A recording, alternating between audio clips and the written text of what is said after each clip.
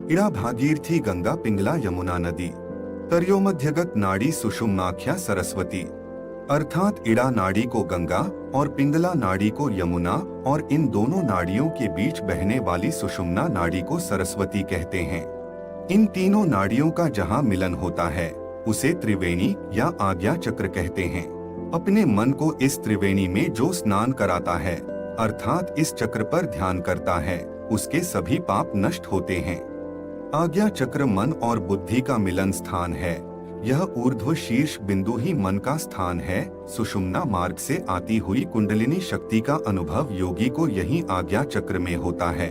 योगाभ्यास व गुरु की सहायता से साधक कुंडलिनी शक्ति से आज्ञा चक्र में प्रवेश करता है और फिर वह कुंडलिनी शक्ति को सहस्त्रार चक्र में विलीन कराकर दिव्य ज्ञान व परमात्मा तत्व को प्राप्त कर मोक्ष को प्राप्त करता है।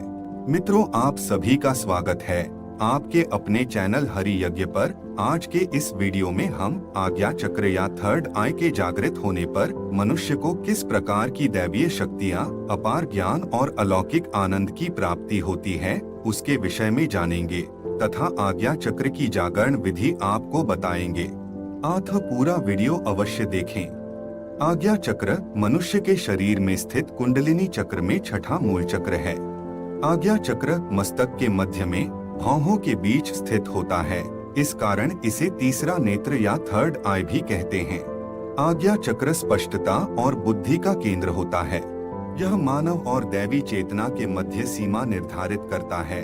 यह तीन प्रमुख नाड़ियों इड़ा जिसे चंद्र नाड़ी कहते हैं, पिंगला जिसे सूर्य नाड़ी कहते हैं और सुषुम्ना या मध्य नाड़ी के मिलने का स्थान है।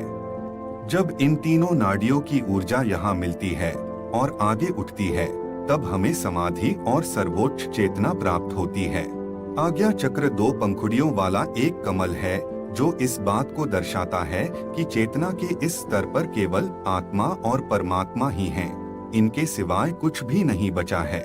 सामान्य तौर पर जिस व्यक्ति की ऊर्जा इस चक्र पर ज्यादा सक्रिय होती है तो ऐसा व्यक्ति बौद्धिक रूप से संपन्न, संवेदनशील और तेज दिमाग का बन जाता है, लेकिन वह सब कुछ जानने के बावजूद मौन रहता है। इसे ही बौद्धिक सिद्धि कहा जाता है।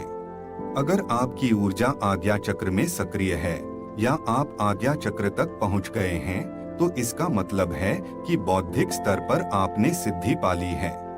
बौद्धिक सिद्धि आपको शांति देती है।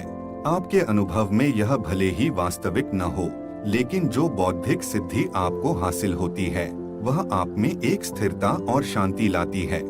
आपके आसपास चाहे कुछ भी हो रहा हो या कैसी भी परिस्थितियां हो, उससे आपको कोई फर्क नहीं पड़ेगा। इस चक्र का मंत्र ओम है। आज्ञा चक्र का रंग सफेद होता है तथा इसका तत्व मन का तत्व है। इसका चिन्ह एक श्वेत शिवलिंगम है जो सृजनात्मक चेतना का प्रतीक है।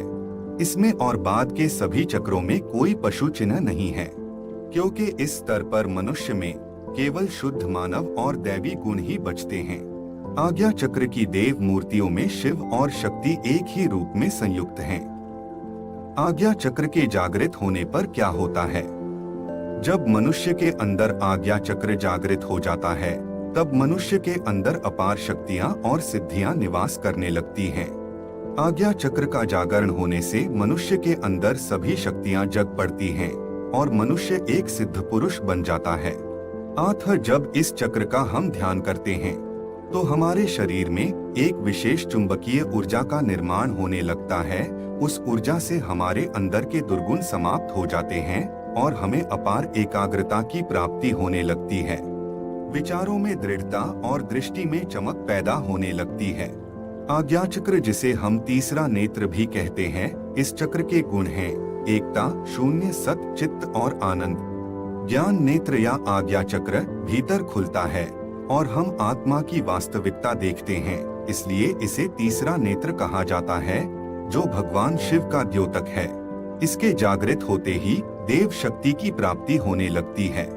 आज्ञा चक्र के जागृत होने पर मनुष्य को दिव्य दृष्टि प्राप्त होती है और वह मनुष्य त्रिकालदर्शी हो जाता है, अर्थात वो भूत, भविष्य और वर्तमान की घटनाओं को एक स्थान पर बैठे बैठे देख सकता है। इतना ही नहीं, दूसरे मनुष्यों के मन में चल रही बातों को भी सुन सकता है। ऐसा सिद्ध मनुष्य पूरे जगत में चल रही घटनाओं को एक ही स्थान पर बैठकर देख सकता है। आज्ञा चक्र जागृत मनुष्य को इस सृष्टि और प्रकृति के सभी गुप्त रहस्यों का ज्ञान हो जाता है और वह उनमें परिवर्तन भी कर सकता है।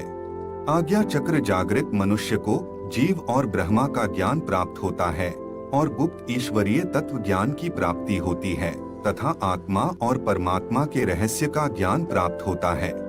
आज्ञा चक्र जागृत मनुष्य और ईश्वर के मध्य के सभी मार्ग खुल जाते हैं और वह मनुष्य ईश्वर के दर्शन प्राप्त करता है, जिससे उसके अंदर आनंद का प्रस्फुटन होता है और वह प्रेम और आनंद से झूमने लगता है।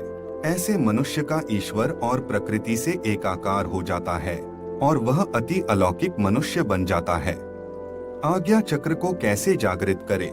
किसी भी शांत और एकांत कमरे या स्थान पर पालथी मारकर बैठ जाएं।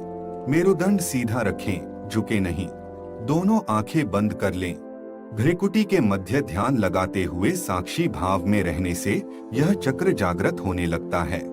यह सुनने में तो अत्यंत ही सरल है, पर करने में बहुत ही कठिन है, क्योंकि साक्षी भाव में रहकर ध्यान लगाना अत्यंत कठिन है। इसीलिए इसको करने से पहले त्राटक, सांभवी मुद्रा, विपासना या फिर किसी भी ध्यान विधि से ध्यान लगाना और मन को एकाग्रित करना सीखे।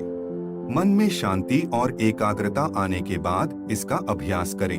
हमें विश्वास है आपको हमारी आज की प्रस्तुति अच्छी लगी होगी और आप हमारी वीडियो को लाइक और सब्सक्राइब अवश्य करेंगे। धन्यवाद।